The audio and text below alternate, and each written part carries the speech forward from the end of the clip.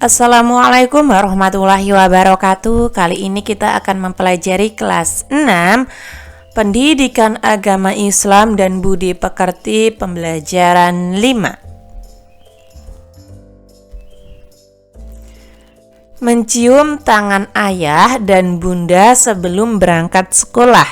Nah, mencium dan tangan bunda dan tangan ayah ketika ingin berangkat sekolah itu termasuk perbuatan yang baik, teman-teman. Keteladanan Rasulullah Shallallahu Alaihi Wasallam dan sahabatnya.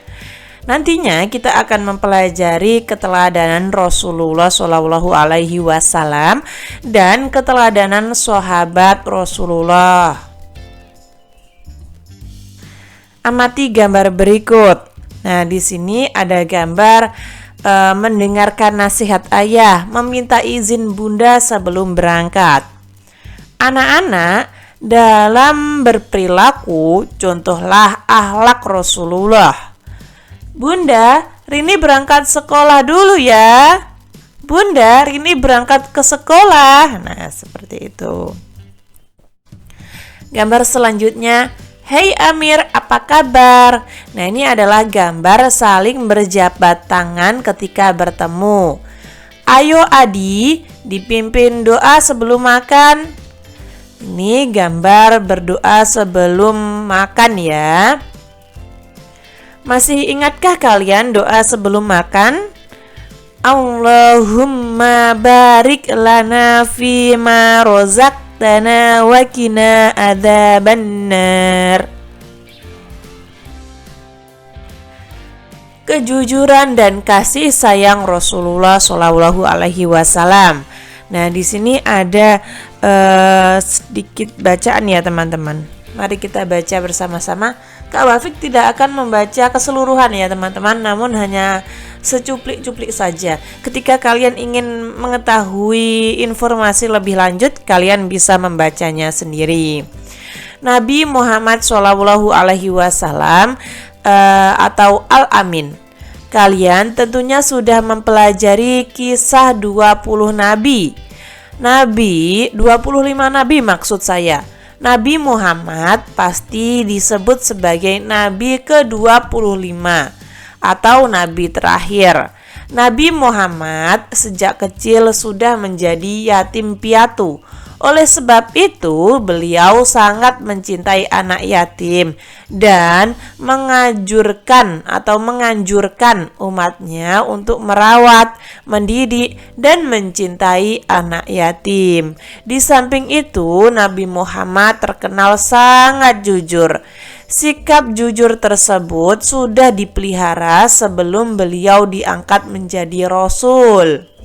Nah, waktu remaja beliau diminta bantuan oleh pamannya membawa barang dagangan Siti Khadijah binti Khuwailid yang kaya dan dihormati di kota Mekah. Nah, pada usia 35 tahun Nabi Muhammad bersama-sama dengan orang Quraisy diminta untuk memperbaiki Ka'bah.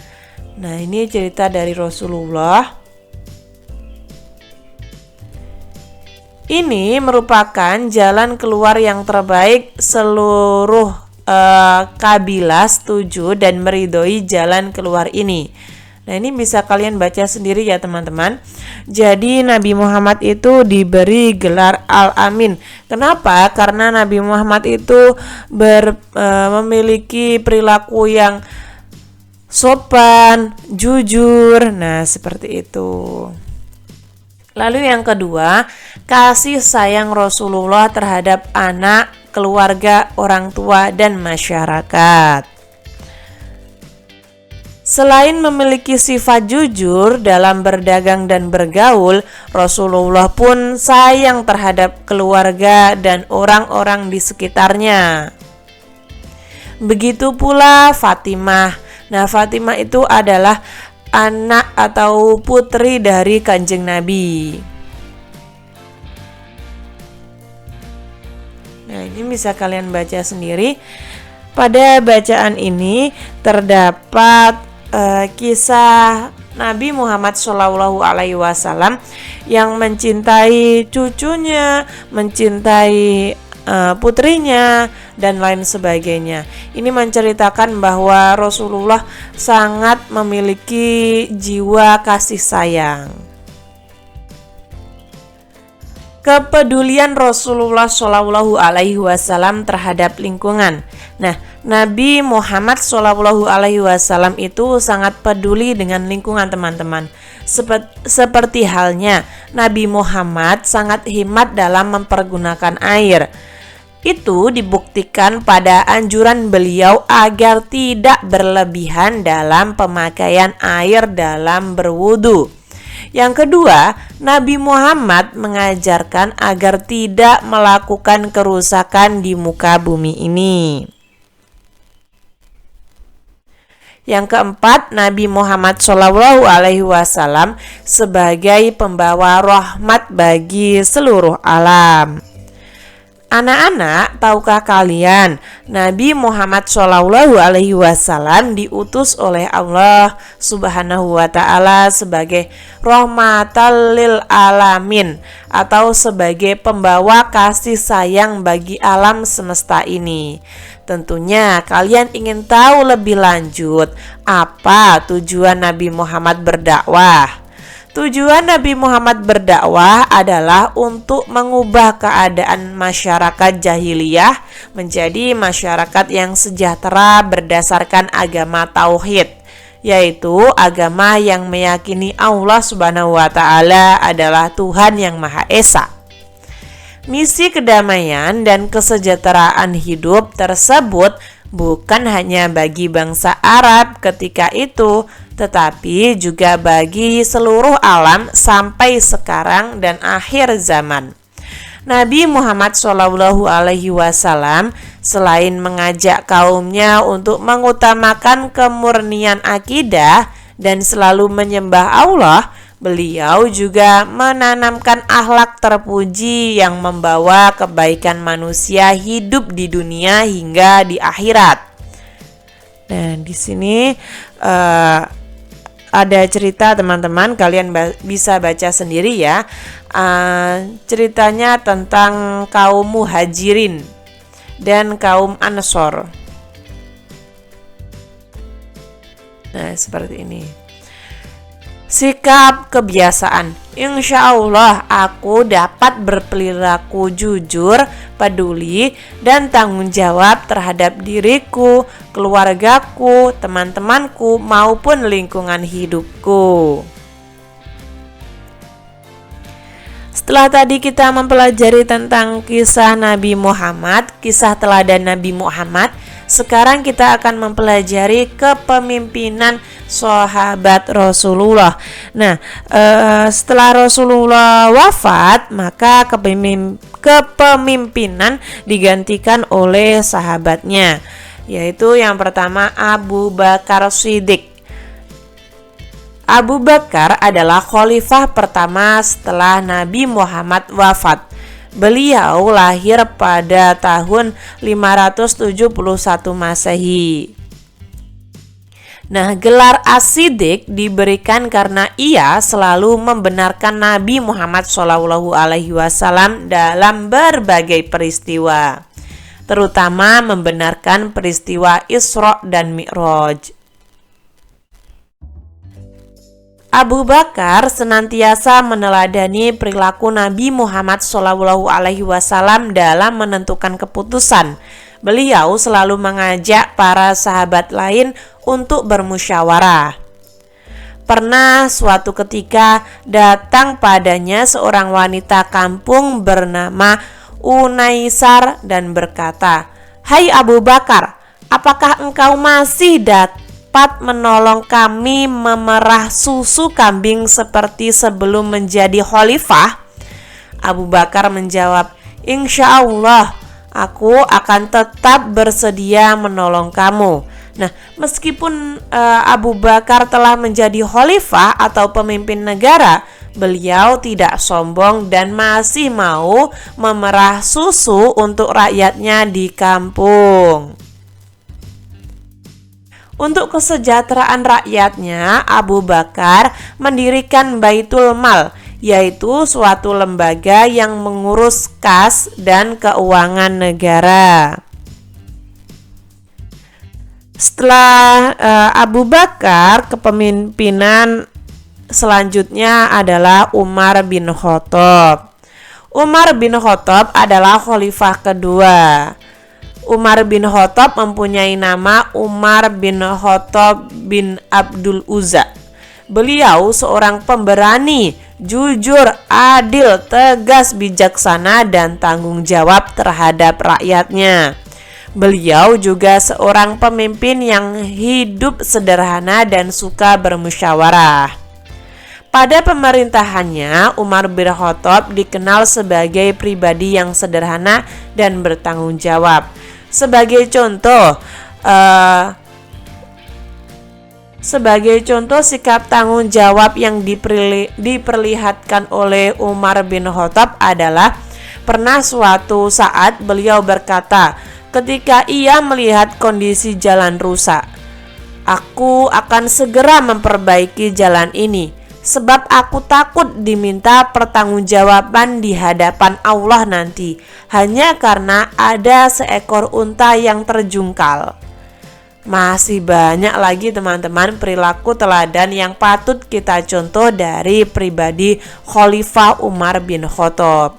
Jasa Khalifah Umar bin Khattab yang sampai saat ini kita rasakan adalah penetapan kalender Hijriyah atau penetapan tanggal 1 Muharram sebagai tahun baru Hijriyah. Selanjutnya, kepemimpinan dilanjutkan oleh Utsman bin Affan. Di masa pemerintahannya, Utsman bin Affan melakukan kodifikasi atau menyusun atau membukukan kitab Al-Quran karena beliau khawatir akan terjadi perbedaan Al-Quran.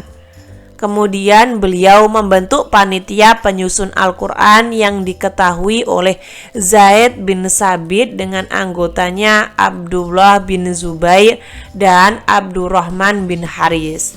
Nah, Zaid bin Sabit ini sebagai ketuanya ya teman-teman, ketua yang mengkoordinir pembukuan atau penyusunan kitab Al-Quran tersebut.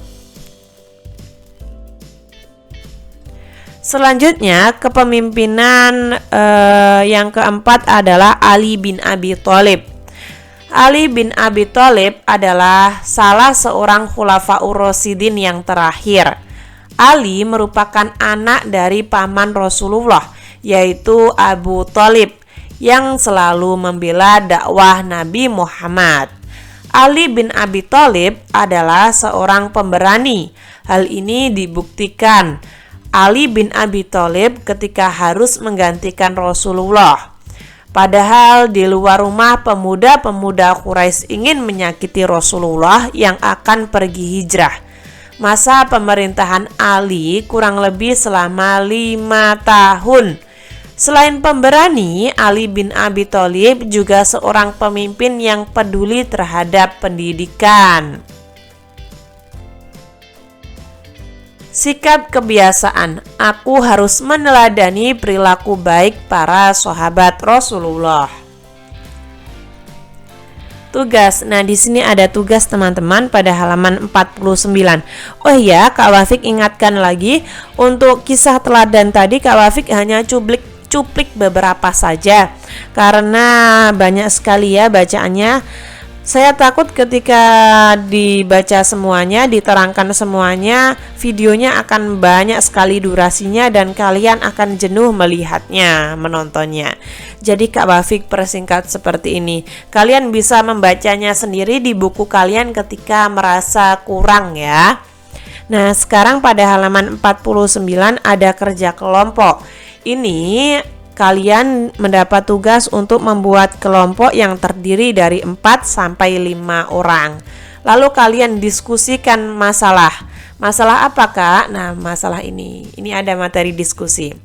Gunawan dan Budi adalah teman akrab. Namun keduanya memiliki sifat yang bertolak belakang. Gunawan suka menolong siapa saja. Bahkan ia rela berhari-hari tidak jajan di kantin asalkan bisa menolong orang. Budi sebaliknya, ia sangat kikir. Meskipun tiap hari orang tuanya memberi uang jajan, namun Budi jarang membelanjakannya. Ia lebih suka jika temannya membelikan makanan atau minuman gratis untuknya. Nah, anak-anak, bagaimana sebaiknya sikap Gunawan dan Budi? Silahkan diskusikan dengan teman-teman kalian.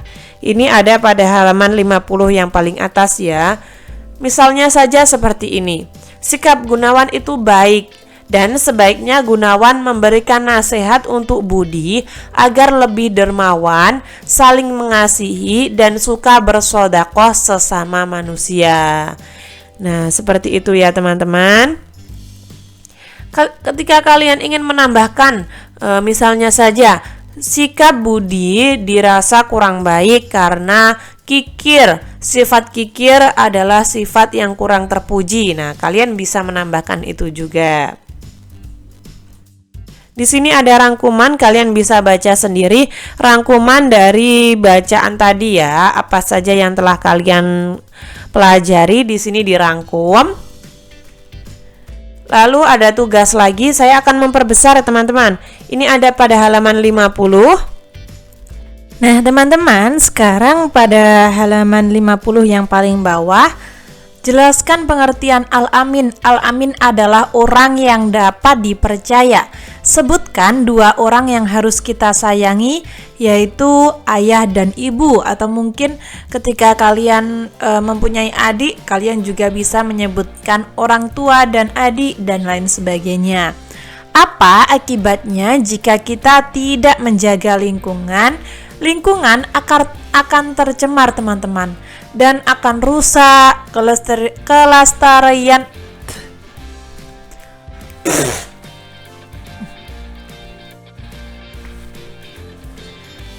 Jelaskan pengertian al-amin. Al-amin adalah orang yang dapat dipercaya. Sebutkan dua orang yang harus kita sayangi, misalnya saja ayah dan ibu. Apa akibatnya jika kita tidak menjaga lingkungan? Lingkungan akan tercemar dan rusak, serta kelestarian makhluk hidup di lingkungan tersebut akan terganggu. Siapa nama-nama sahabat Rasulullah yang tergolong Khulafaur Rasyidin? Nah, tadi ada Abu Bakar, ada Umar, Utsman, dan juga Ali. Apa sih Kak Khulafaur Rasyidin itu? Khulafaur Rasyidin bisa diartikan secara harfiah sebagai para pemimpin yang mendapat petunjuk. Nah, 4 sahabat Rasulullah yang termasuk Khulafaur Rasyidin adalah Abu Bakar As-Siddiq, Umar bin Khattab, Utsman bin Affan, dan Ali bin Abi Thalib. Lalu pada halaman 51 di sini ada soal lagi yang poin B ya teman-teman. Yang poin B, bacalah kalimat di bawah ini dan isilah ruang yang kosong. Insya Allah dalam bergaul aku bisa menerapkan sikap persaudaraan antar sesama teman. Nabi Muhammad adalah orang yang jujur, aku harus meneladani sifat-sifatnya. Karena selalu membenarkan perilaku Rasulullah, Abu Bakar dijuluki sebagai As-Siddiq. Jika ada teman yang kesusahan, hendaknya kita menolongnya atau membantunya. Ali bin Abi Thalib adalah Khulafaur Rasyidin yang keempat atau yang terakhir. Lalu ada pertanyaan teman-teman. Aku percaya Rasulullah memiliki sifat al-amin. Saya setuju. Aku percaya Allah akan memberikan balasan atas barang atau uang yang disedekahkan. Saya juga setuju. Aku harus ikhlas atas uang yang sudah diinfakkan. Saya setuju. Nah, ini bisa kalian aku harus menolak jika ada teman yang mengajak bolos sekolah. Ini harus kalian terapkan teman-teman ya. Sikap-sikap baik harus kalian terapkan, harus kalian tanamkan sejak dini. Sebutkan sifat-sifat sahabat Rasulullah membaca buku. Nah, sebutkan sifat-sifat sahabat Rasulullah ini bisa kalian sebutkan pada halaman 52, sudah disediakan tabel. Lalu pada halaman 52 di sini kita mendapat tugas untuk mencatat sifat-sifatnya, menuliskan semua sifat-sifat dari Nabi Muhammad dan para sahabatnya ketika menjadi pemimpin. Nabi Muhammad itu sifatnya jujur, dapat dipercaya, sayang terhadap sesama, peduli terhadap lingkungan. Abu Bakar lemah lembut, sabar, pantang menyerah, bijaksana, berwibawa, dan lain sebagainya. Umar bin Khattab ini cerdas, tegas, pemberani, berwibawa, sederhana, bijaksana, musyawarah, dan sangat mengutamakan kepentingan rakyat. Ini Utsman dan juga Ali bin Abi Thalib. Untuk Nabi Muhammad ini kalian bisa tambahi sendiri. Nabi Muhammad itu memiliki sifat sidik, tablek, amanah, dan fatonah. Seperti itu. Catatan untuk orang tua peserta didik. Pada bab ini, putra-putri kita sedang mempelajari keteladanan Nabi Muhammad SAW dan para sahabatnya. Orang tua hendaknya mendampingi atau memantau putra-putrinya belajar sehingga putra-putrinya mendapat arahan yang memadai di luar kelas. Dengan demikian, dalam diri anak terbangun pengetahuan, sikap positif, dan keterampilan. Kurang lebih seperti itu. Ketika teman-teman ada saran, masih kurang paham, atau mungkin saya salah ketik, salah pengucapan, kalian bisa tulis di komentar agar saya bisa memperbaikinya. Semoga bermanfaat. Wassalamualaikum warahmatullahi wabarakatuh.